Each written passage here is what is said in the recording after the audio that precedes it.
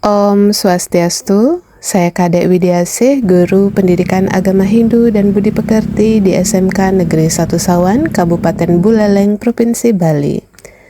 Setiap pagi saya menempuh perjalanan sekitar 30 menit dari rumah menuju sekolah, melewati jalanan yang menanjak dan menurun di antara perbukitan.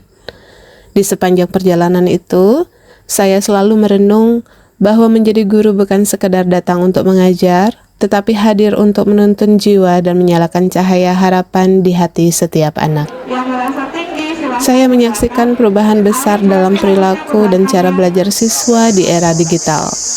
Generasi Z dan Alpha yang saya dampingi adalah generasi cerdas dan cepat, namun juga rentan dan mudah goyah. Mereka tumbuh di tengah kemudahan teknologi, tapi sering kehilangan makna hidup dan nilai-nilai kemanusiaan. Ada yang datang ke sekolah dengan wajah lelah karena membantu orang tua semalaman, ada yang belum sarapan, dan ada pula yang pulang tanpa bimbingan belajar di rumah. Sementara sebagian orang tua sibuk, lelah, bahkan ada yang terlalu permisif karena rasa sayang yang keliru. Saya sadar kerapuhan siswa bukan semata kesalahan mereka, tapi cerminan lingkungan yang belum siap menjadi ruang pendidikan bersama. Keluarga, masyarakat, dan media digital yang sering berjalan sendiri-sendiri tidak mendukung program sekolah.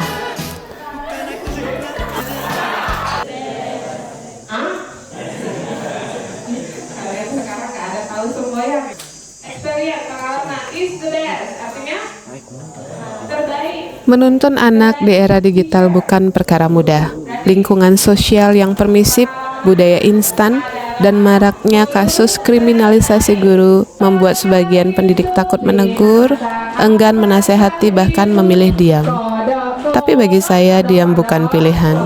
Menjadi guru adalah laku bakti, dharma pengabdian yang tidak bisa dijalankan dengan rasa takut. Saya percaya setiap anak berhak dituntun, meski dengan langkah kecil dan hati yang sabar. Maka saya berkomitmen untuk menanamkan 7 kebiasaan anak Indonesia hebat. Beribadah, bangun pagi, makan bergizi, berolahraga, gemar belajar, bermasyarakat, dan tidur awal.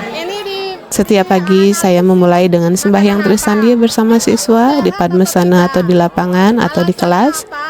Saya ajak mereka memahami makna doa, bukan hanya menghafalkan mantranya.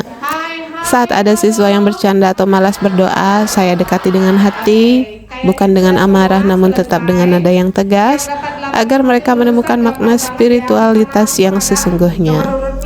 Saya hadir lebih awal di sekolah, menyapa siswa satu persatu, memberi semangat kecil bagi mereka yang datang tepat waktu, dan dalam setiap pertemuan guru wali, kami berdiskusi, berbagi cerita, mengevaluasi kebiasaan baik setiap minggu. Saya percaya pembiasaan kecil yang dilakukan bersama bisa membentuk karakter besar. Dalam kegiatan belajar, saya memahami bahwa sebagian besar siswa saya bertipe kinestetik. Maka di setiap pembelajaran, saya rancang agar mereka aktif bergerak, berdialog, berpikir kritis, dan belajar dengan bahagia.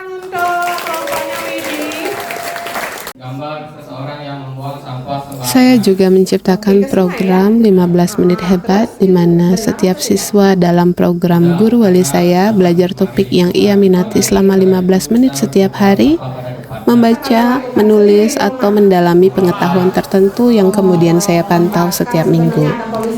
Di sela-sela pembelajaran, saya juga mengajak mereka memahami arti makan bergizi, tidur cukup, dan menjaga kesehatan. Saya selalu tanamkan kepada mereka bahwa kesehatan adalah modal utama seseorang melakukan sesuatu. Kesehatan adalah harta yang paling berharga. Bagi saya, pendidikan karakter bukan teori, tapi kebiasaan yang harus dihidupkan. Dalam perjalanan ini, saya banyak belajar dari kisah anak-anak saya di sekolah. Ada Sudiarsana yang dikeroyok karena salah paham seusai kegiatan pramuka. Saya datang, menenangkan dan mendamaikan mereka esok harinya di BK bersama para guru BK.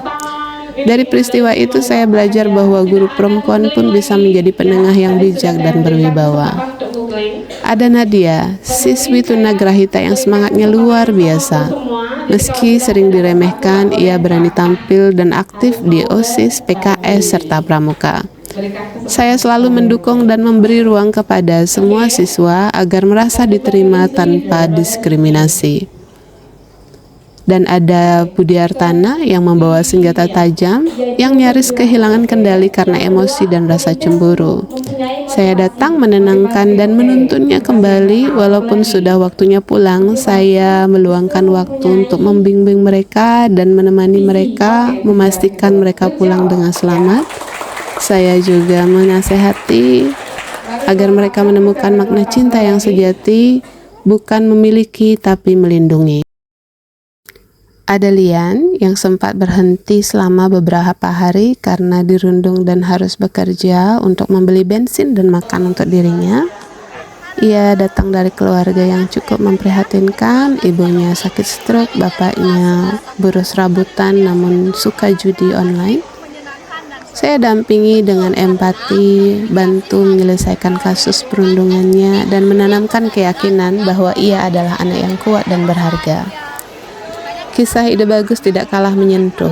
Setiap hari Ide Bagus berjalan kaki 1 jam menuju sekolah bersama ibunya, dan sang ibu selalu menunggunya dari awal masuk hingga jam pelajaran usai untuk kembali pulang bersama jalan kaki. Ayahnya adalah seorang pensiunan PNS yang berwatak keras, melarang keluarganya memiliki kendaraan. Saya berusaha membangun komunikasi dengan hati-hati dengan Ide Bagus dan ibunya. Ketika saya berniat datang ke rumah untuk berbicara dengan ayahnya, ibunya menolak karena takut masalah akan membesar. Akhirnya, saya memilih membimbing Ide Bagus dengan cara lain, mengajarkan makna kemandirian dan tanggung jawab tanpa harus melawan orang tua. Ide Bagus adalah siswa yang tekun dan berprestasi. Ide Bagus bisa dijadikan teladan dalam kesederhanaan dan keteguhan hati. Bangun pagi. Yang kedua, beribadah. Yang ketiga, berolahraga. Yang keempat, makan makanan yang bergizi. Yang kelima, rajin belajar. Yang keenam, bermasyarakat. Dan yang ketujuh, yaitu tidur cepat. Ketiga, Adik sering mengadakan kuis yang berhadiah 1 klip dan pangkat. Yang keempat, Adik sering mengadakan wawancara bersama perwalian guru wali supaya Adik mengenal karakter dan mengenal perwaliannya lebih dalam. Itu mengapa kita senang berwali bersama Bu Adik. Itu saja yang bisa kita sampaikan. Kita akhiri dengan Parama Santi. Om Santi Santi Santi Om. Bu Adik Widiasih adalah salah satu guru terfavorit saya di SMK Negeri Sesawan sebagai Ketua OSIS periode 2024-2025. Saya sangat berterima kasih kepada Bu Adik Widiasih karena beliau sering membimbing saya dan saya sering berkoordinasi dengan beliau, baik bagaimana menjadi pemimpin yang baik, berorganisasi yang baik, dan memimpin anggota yang baik. Om Swastiastu, Assalamualaikum warahmatullahi wabarakatuh. Perkenalkan, saya Dewi Puspitasari, rekan kerja dari Bu Adik Widiasih. Bekerja bersama Bu Adik Widiasih mengajarkan saya banyak hal, utamanya menjadi pendidik sejati. Beliau selalu hadir dengan semangat dan kepedulian terhadap murid maupun rekan kerja. Cara mengajar yang kreatif dan inovatif sangat menginspirasi saya sebagai guru muda. Sikapnya yang selalu rendah hati dan mau berbagi membuat suasana kerja menjadi lebih positif dan penuh inspirasi. Beliau salah satu... Setiap kisah ini mengajarkan saya arti sesungguhnya dari menuntun dengan hati. Dari semua perjalanan ini, saya belajar bahwa menjadi guru bukan tentang seberapa banyak kita mengajar, tetapi seberapa dalam kita menuntun. Guru sejati hadir di setiap ruang kehidupan murid. Di depan memberi teladan, ingar susung tulodo, di tengah membangun semangat, ing madyo mangun karso, dan di belakang memberi dorongan, tut wuri handayani. Bagi saya, mengajar adalah yadnya suci, pengorbanan yang dilandasi kasih dan keikhlasan. Di tengah derasnya arus digital dan tantangan zaman, saya ingin terus menjaga api kecil keteladanan agar tetap menyala dari ruang kelas sederhana di pelosok Sawan, Bali. Om Santi Santi Santi Om.